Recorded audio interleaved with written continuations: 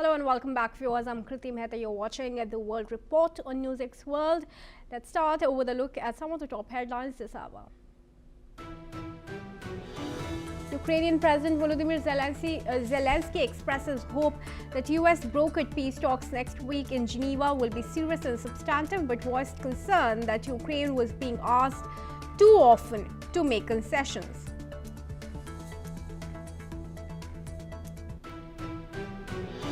In a push for stronger ties across the Atlantic, British Prime Minister Keir Starmer declares the UK needs deeper links with Europe, signalling a potential shift in post-Brexit relations.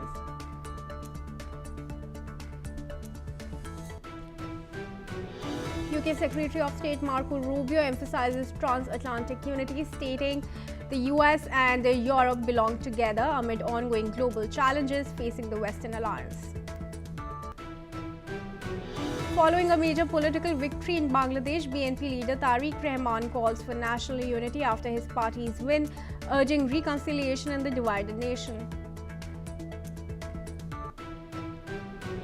Russia, China and Iran held a new round of consultations in Vienna to discuss Iran's nuclear program.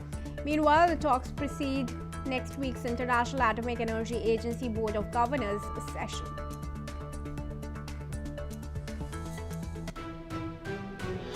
The US military Southern Command conducted its second boat strike in a week, killing 3 suspected drug smugglers in the Caribbean, as this brings the death toll to 133 in 39 strikes.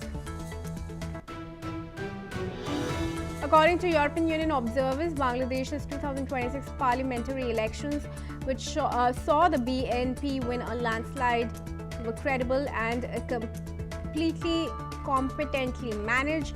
European Union Observer Team Chief said the vote marked a pivotal step toward restoring democratic governance and the rule of law in Bangladesh. US President Donald Trump threatened to bypass Congress and issue an executive order to enforce voter ID laws ahead of the midterm elections. However, the proposed law has faced strong opposition in the Senate.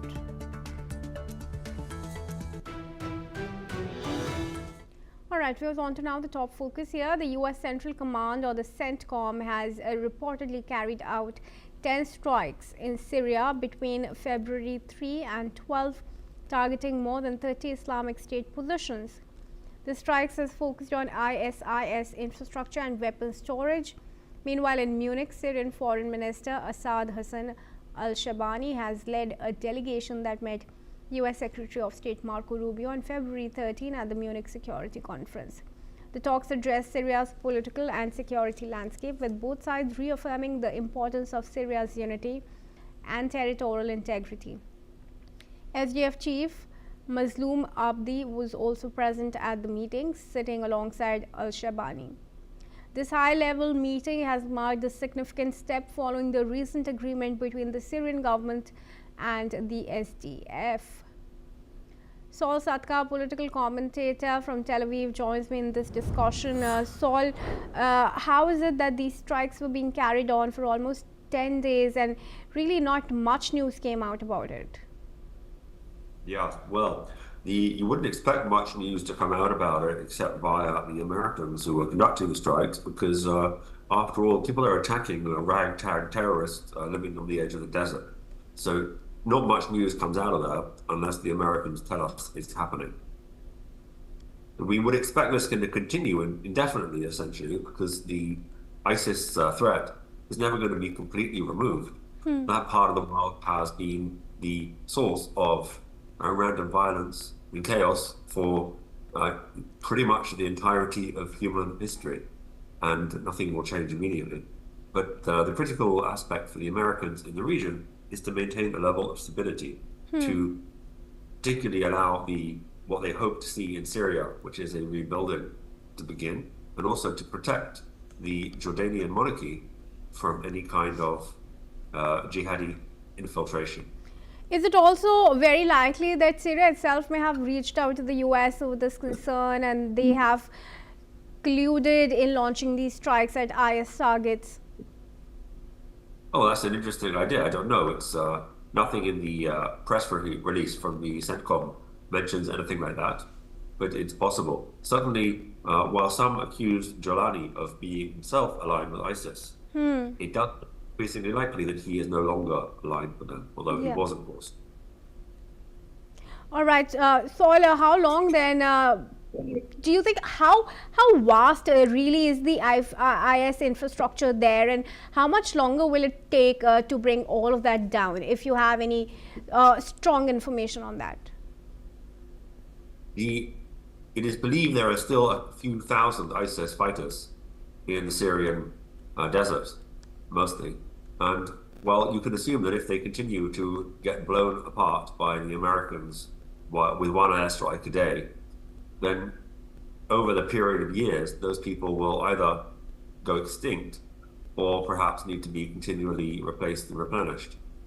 The unfortunate question is who is funding them, who is allowing them to continue.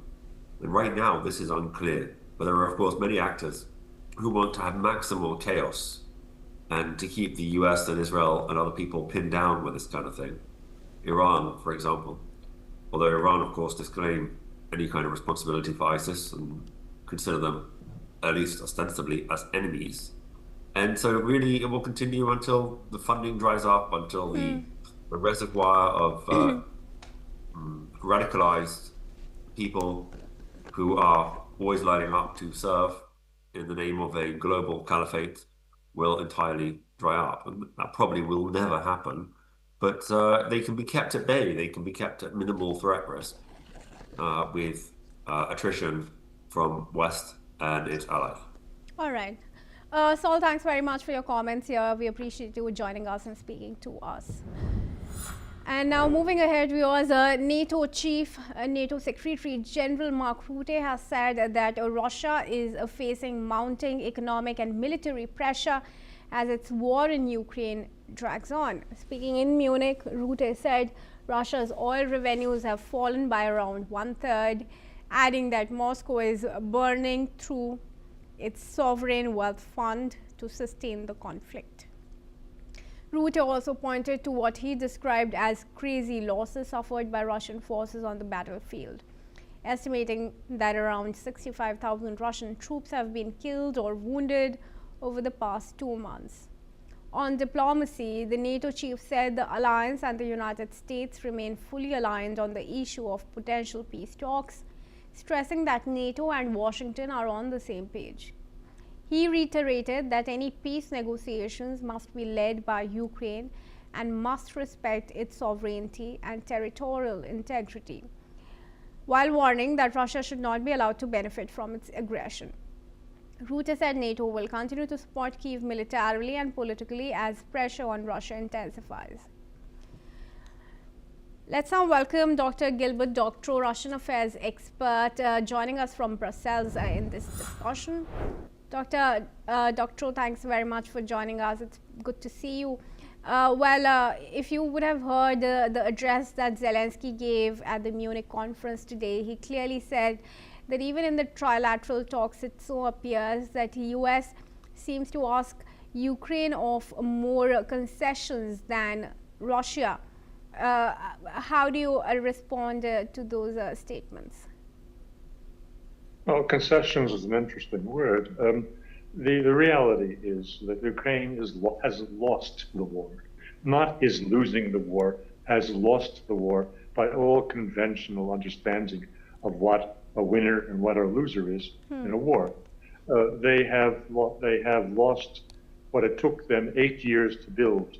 The whole defense system in the east of Donbass, particularly in the east of Donetsk Oblast, has been taken over by the Russians, despite all of the billions of dollars and the vast expertise of Western engineers that was used to build defenses in a whole series of cities in the eastern part of the Donetsk Oblast. They have all been overrun, taken by the Russians, to the amazement of American military observers.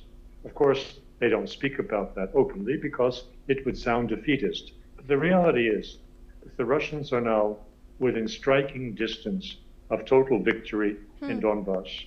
Okay. They are now encircling the two remaining rather small fortified cities of Kramatorsk and Slavyansk. So the end is in sight, and the sound of desperation is what you were citing in in the Secretary General Rutte's remarks. All right. As far as reality goes, where does the Russian economy lie at this point in time? It's not seen much growth, about only 1%. How much losses has it really suffered, and how long can it go on continuing this war? The Russia's slowdown from 4% a year, more than a year ago, in average GDP increase, to 1% that you cited correctly in 2025 is self-imposed. It is the result of a peculiar and many Russians believe mistaken policy of the central bank and its director Nabiullina, who is daily or weekly denounced on Russian talk shows for holding back the economy by setting impossibly high interest rates of 20%, which now supposedly will drop all the way to 15.5%. Anyone who knows something about business and industry understands perfectly that ordinary business cannot survive under conditions of interest rates of that nature. So the Russian economy has only has had still a positive result, unlike the negative results in Europe, as in Germany or England, is the result of the special measures that have been taken to subsidize credits given to preferred industries which are necessary for the military effort and or are otherwise prioritized by the government.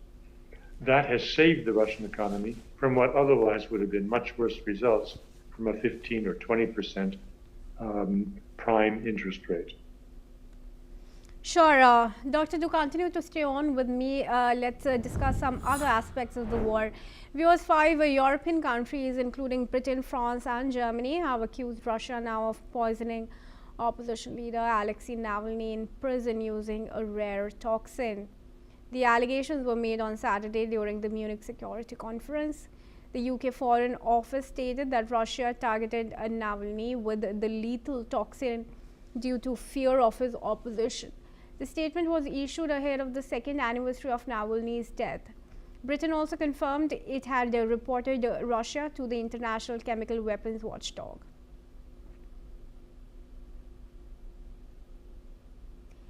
And let's move ahead now. Viewers, around 80,000 people gathered in Munich to protest against the Iranian government. The demonstration took place in the Theresienwiese area, where protesters denounced the leadership of Iran's Islamic Republic.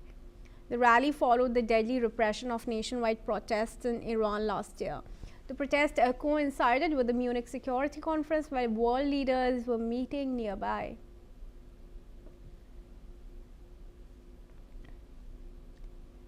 And now, viewers, US Secretary of State Marco Rubio has confirmed that India has pledged to stop buying additional Russian oil. Speaking at the Munich Security Conference, he emphasized that the US has imposed new sanctions on Russian oil and India has committed to refraining from further purchases. However, Russian Foreign Minister Sergei Lavrov has denied any such statements from India, stating that only US officials had mentioned this commitment. He added that the Indian government never made such assurances. The situation highlights ongoing tension over global energy supplies and the geopolitical ramifications of sanctions against Russia. Let's go back to Dr. Doctorow, Russian affairs expert, joining us from Brussels. Doctor, it's very clear neither India has made any such commitment. It has never been put on paper, nor has Russia heard of any such commitment. Even as the US has tinkered its official fact sheet, why is it going on to making these claims that have no official confirmation? Well, the notion that India has committed not to buy Russian oil was something that Mr. Trump set out and announced with great pride as this being part of the conditions for lowering the tariff rate on Indian goods coming to the United States to, I think, 18%, and not applying the 25% special tariff to countries that are trading in Russian oil. However, as your Prime Minister made clear, Mr. Modi made clear, shortly after that, the Indian commitment, such as it may have been delivered in oral fashion, was not to buy oil from sanctioned Russian entities. There are two Russian sanctioned entities. These are Lukoil and Rosneft. They are the biggest producers and exporters. But Russia has many small oil companies that are perfectly capable of buying and reselling Rosneft and Lukoil petroleum and selling it to India. And India is under no constraint not to buy it because they're not sanctioned entities. Therefore, it is possible there will be a workaround on this. But in the bigger issue, whether India buys oil from Russia today or not, it does not help the Russian war effort because Indian purchases are in rupees. They are not in a currency and are not provided against goods that Russia needs to import. Therefore, they are just numbers on the financial ledgers. They are not helping the Russian war effort. And that has to be emphasized. Yeah. And it's not just India, in fact, any nation would trade with any nation that gives it the best deal. So if India gets a better deal from Russia as far as oil and gas is concerned, it will go to Russia or Iran or even Venezuela for that matter. Whoever gets it, the quality oil that it seeks at the rates that are best for it will deal with it. So this is something that probably needs to be addressed and understood by the West, because how long can Trump really go on and issue these threats to other nations that are also important for the US? Well, he will go on for a long time. That is the nature of his diplomacy or nature of the deals that he thinks he's making. So I don't expect him to come clean, so to speak, and to say that no, he doesn't have such an arrangement, just as he will not come clean on the Indian acceptance of American agricultural products, which was also part of the deal, but which de facto the Prime Minister has very limited intention of implementing, because there are many ways out, including the genetically modified crops, which India will not accept. Absolutely. Mr. Doctor, thank you very much for your comments here. We'd leave this discussion here. And we now move on, viewers. Two sitting Philippine senators, Ronald De La Rosa and Christopher Go, have been named co-perpetrators in the International Criminal Court's investigation into former President Rodrigo Duterte's alleged crimes against humanity. The ICC has charged Duterte with 3 counts, including his role in at least 76 murders as part of his controversial war on drugs. The senators, along with 6 other officials, are accused of being involved in a coordinated plan to eliminate alleged criminals through violent means.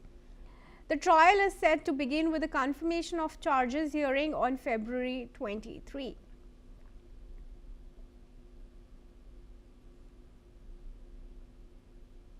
And we also on to some science news. Vietnam's government has granted SpaceX approval to launch its Starlink, a satellite internet service in the country. The Ministry of Science and Technology has issued a license allowing the service to provide both fixed and mobile satellite internet, as well as the use of radio frequencies and radio equipment. This approval comes ahead of an expected visit next week by Vietnam's top leader To Lam to the US. During the trip, he is expected to attend the inaugural meeting of US President Donald Trump's Board of Peace initiative, which aims to address global conflicts. The visit has yet to be officially announced. Vietnam's government previously allowed SpaceX to operate Starlink on a trial basis last year. However, local media reports indicate that it is still unclear when the full launch will occur. The approval also coincides with ongoing trade negotiations between Vietnam and the US, with the two sides discussing a deal after Washington imposed 20% tariffs on Vietnamese goods in August.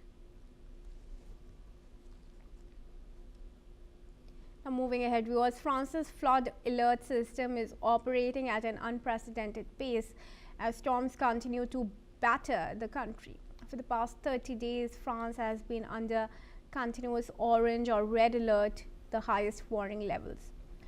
Lucy Chardorn-Facon, the director of Vigicruise, confirmed that 81 departments and 154 rivers are currently on alert, breaking all previous records. The situation remains critical as the storms continue to affect large parts of the nation.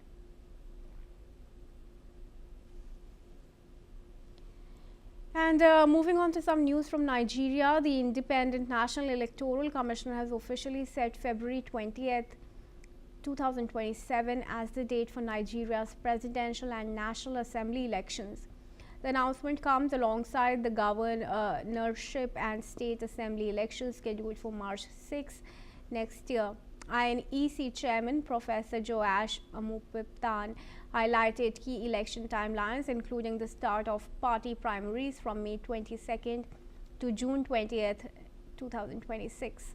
Political parties are also required to submit nomination forms for candidates by July 28th this year. Campaigns for the presidential elections will begin on September 23rd, while state-level campaigns will commence on October 7. Amupitan emphasized INEC's commitment to ensuring a transparent and credible election process and called for adherence to the election timetable. He also urged political parties to comply with all rules for a smooth electoral process.